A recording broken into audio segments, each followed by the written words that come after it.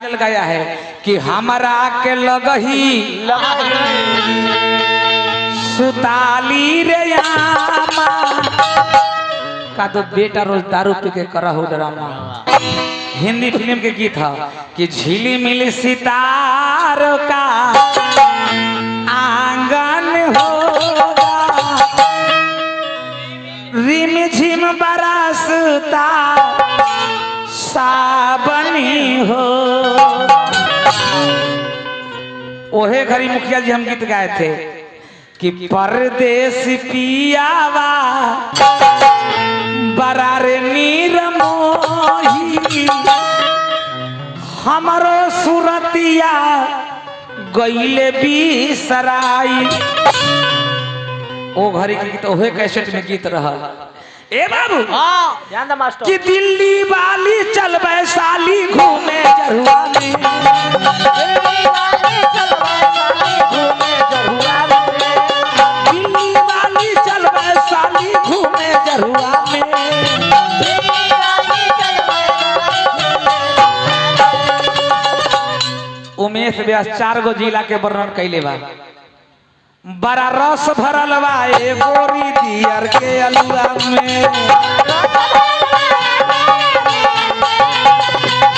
बड़ा रस भरल बा ए गोरी दियर के अलुआ में।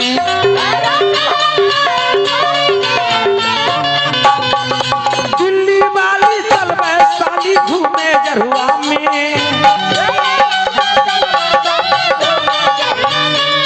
हो दिल्ली वाली चल वैशाली घूमे जरुआ में।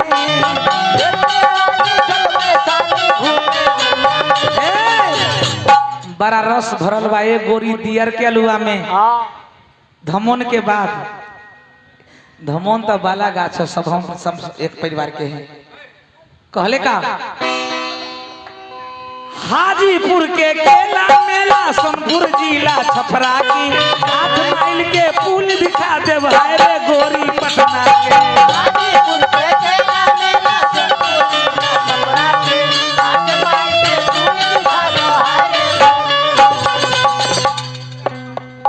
संजीव राय वार्ड कमिश्नर इन नगर पालिका होता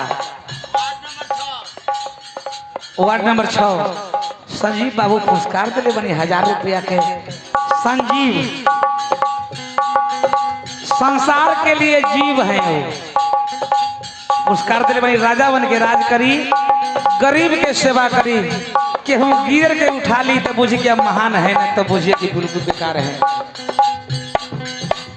हाजीपुर के केला मेला सोनपुर जिला छपरा की 8 माइल के पुल दिखा दे रे गोरी पटना के। हाजीपुर के केला मेला सोनपुर जिला छपरा के 8 माइल के पुल दिखा दो हाय। सर जी हाजीपुर के केला मेला सोनपुर जिला छपरा के 8 माइल के पुल दिखा दे रे गोरी पटना के। राघोपुरा क्षेत्र रंगदार फतुहा के, राघोपुरा क्षेत्र रंगदार, अरे राघोपुरा क्षेत्र रंगदार फतुहा के।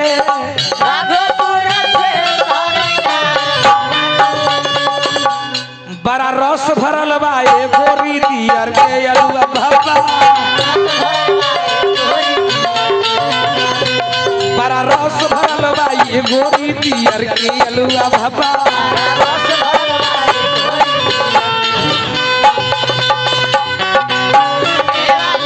निकली जबदार से ए बूटेदार रहना, निकली ए बूटेदार रहना, निकली जबदार से ए बूटेदार रहना, निकली जबदार से। भैया रे सारी लैया आदि भंडार से।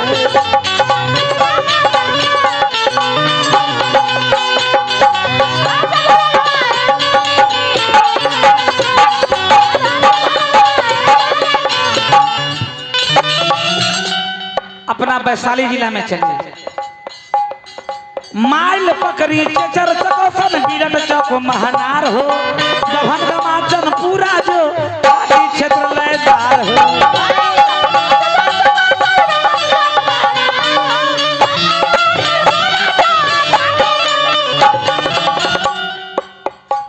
पकड़ी माइल पकड़ी के चरता गौतन बिल में चको महनार हो बभन गमाचन पूरा जो आदि क्षेत्र लयदार हो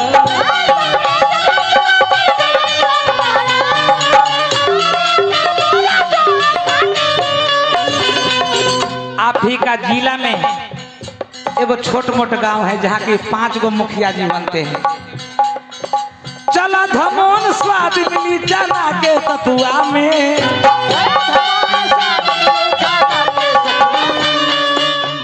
अमरी हमरा धमोन में मुखिया जी के बनाता नहीं आलोक बाबू।